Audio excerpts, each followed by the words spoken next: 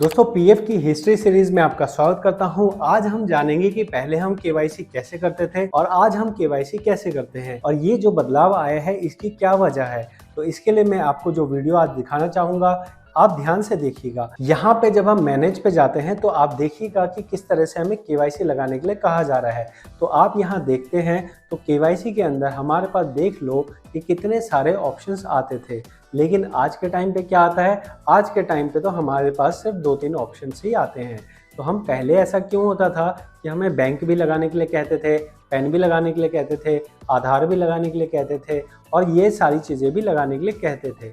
और आज के टाइम पे ऐसा क्यों हो रहा है भाई, ये बदलाव क्यों हुआ है, हमें ज़रा बता दो। तो पहले मैं आपको ये जो दिखा रहा हूँ इसको समझ लेते हैं थोड़ा सा, फिर हम प्रेजेंट पे आएंगे। ये हमारा इतिहास है, इतिहास मतलब पास्ट है। पास्ट में हम देख रहे हैं कि हमने अपना जो केवाईसी लगाया है वो डिजिटली अप्रूव केवाईसी हमें कुछ इस तरह से नीचे नज़र आ जाता था। यहाँ पे आपका वेरिफिकेशन स्टेटस नज़र आता था। और आज के टाइम पे हमारी केवाईसी कैसे होती है, चलिए आज हम प्रेजेंट में आ जाते हैं। तो ये जो हिस्ट्री सीरीज़ है ये आपको कैसी लग रही है ज़रूर बताइए। मैं यहाँ पे आपको पास्ट भी बता रहा हूँ और उसको क्यों बदला गया, क्या कारण था वो भी बता रहा हूँ। तो हम क्या कर रहे हैं, हम यहाँ मैनेज पे जा रहे हैं, केवाईसी पे जा रहे हैं और आज अगर आप देखेंगे तो आपके पास सिर्फ अपडेट करने के नाम पे ये 3 चीज़ें अपडेट करने के लिए आती हैं। आपके पास आधार कार्ड नहीं आता है, आपके पास ड्राइविंग लाइसेंस नहीं आता है। तो ये इसलिए किया गया क्योंकि देखो आधार कार्ड के लिए इन्होंने कसम खा ली है कि आधार कार्ड सिर्फ और सिर्फ एम्प्लॉयर के वेरिफिकेशन के बाद ही लगेगा। मतलब क्या होता है, सबसे ज़्यादा जो फ्रॉड किया जाता था पीएफ के अंदर वो एक ही तरीके से होता था, जब किसी यूएन में गलत आधार कार्ड लिंक हो जाता था। यूएन में गलत आधार कैसे लिंक हो जाता था, मान लो कि किसी यूएन को खोल लिया गया और खोलने के बाद उसमें गलत आदमी का आधार लिंक कर दिया गया, तो उस आधार कार्ड से रिलेटेड जो आदमी है वो पूरे पैसे निकाल लेता था। तो पीएफ वालों ने शायद इसी वजह से यहाँ से आधार कार्ड वाला ऑप्शन हटा दिया। और आज के टाइम पे अगर आपका आधार लिंक नहीं है तो आपको एम्प्लॉयर के थ्रू जाना पड़ेगा।